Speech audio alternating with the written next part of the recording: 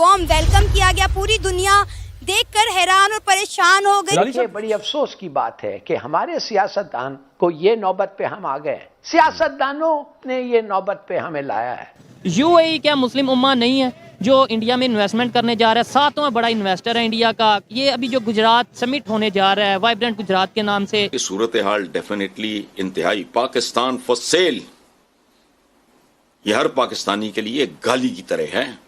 तो आखिर यही तो वजूहात है कि जिनकी बुनियाद पे हम बनाना रिपब्लिक कहलाते हैं। भारत के साथ रिलेशनशिप के बगैर आप सरवाइव नहीं कर पाएंगे, आप तरक्की नहीं कर पाएंगे। लेकिन इस तरह की चीजों के साथ आपके रिलेशनशिप बेहतर नहीं होंगे। उनको सबसे बड़ा एतराज आप पे ये है कि आप स्टेट स्पॉन्सर टेररिज्म का है। उन्होंने जो है MBZ को जी इनवाइट कर लिया है और ये उनकी सॉफ्ट डिप्लोमेसी, सॉफ्ट पावर भी है। ऐसे तो नहीं कहते कि वो आजकल जो है दुनिया के सबसे मोस्ट इन्फ्लुएंस लीडर के तौर पर माने जा रहे हैं। कि इंडिया की पॉलिसीज एडहॉकिज्म के ऊपर नहीं चलती, वो कंसिस्टेंटली काम करते हैं।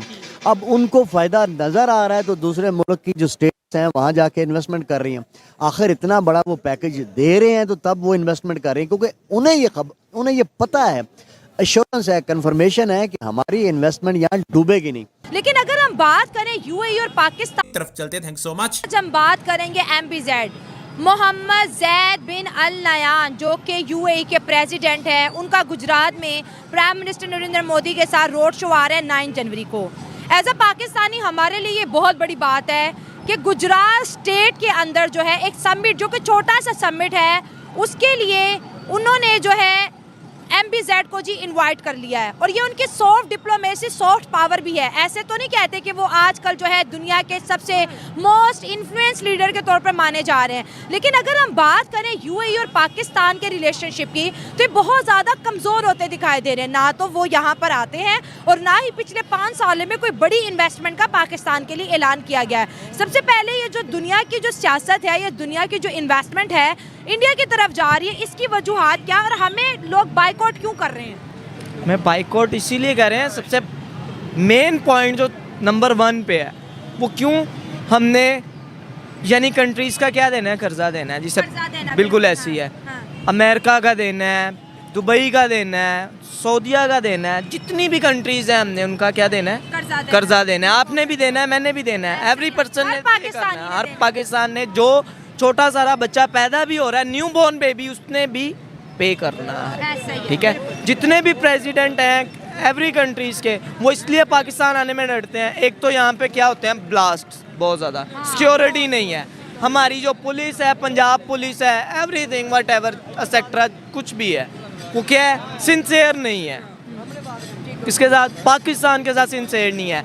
अब ये जैसे आपके सामने दिसंबर में आके बिल्कुल सारे उड़ जाते हैं पुलिस वाले, चलान हो रहे हैं। मैंने खुद पे किए हैं 2-2 हज़ार रुपये के चलान, 2100 रुपये के, और उससे पहले कितने 200-200 रुपये के चलान, 400-400 के। बस क्यों 12वें महीने में आके क्यों सारे उड़ जाते हैं, क्यों उड़ जाते हैं ना? जब एंड होता है बहुत ज़्यादा बर्डन डाल जाते हैं, फाइन करते हैं आवाम के ऊपर, गरीब बंदों के ऊपर पे। अब जो मिडिल क्लास है वो तो चलो अफोर्ड कर लेगा, और जो हाई लेवल पे है वो भी कर लेगा इजीली। आप देखें कि एक टाइम था कि जब मुस्लिम कंट्रीज हिंदुस्तान के साथ ताल्लुकात नहीं रखती थी, ऐसे ही था, सब पाकिस्तान के साथ थे।